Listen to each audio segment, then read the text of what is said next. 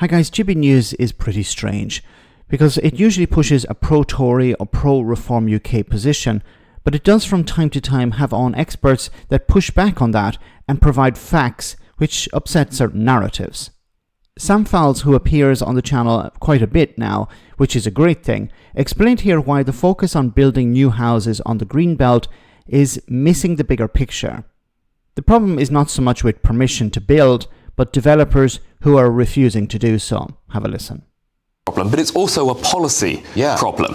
So, and again, with the houses, the housing plan is to make it easier to build on the Greenbelt or bits of the Greenbelt that they're calling the grey belt. But the problem with that is, again, they're looking at the wrong bottleneck. There are 1 million permissions extant for houses. You could build 1 million houses or start building 1 million houses tomorrow if you wanted to get on with it. No, they've got the permission. The developers they've got. So the bottleneck isn't people getting planning permission; it's people building out the planning permissions that they've got. So what Labour really run a risk of doing is really annoying loads of people in true blue constituencies or people in the country, which is a political problem, but it's also a democratic problem. But why aren't the developers building? They're waiting for the land values to. Yeah, the incentive is to hold on to the land so the land value goes up. Going on for years. Because you make more.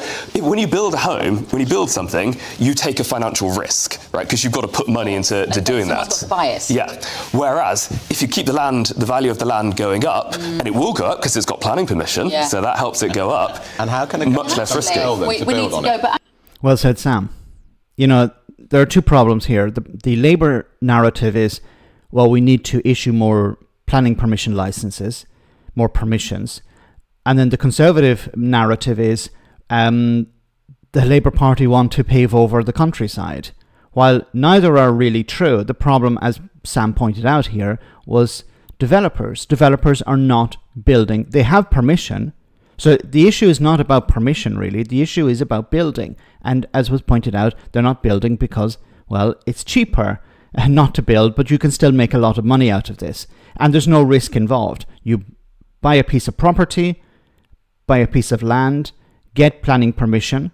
There's a cost there, of course, but then that increases the value of the property or the land. And you just sit on it and then sell it off to another developer who will sit on it.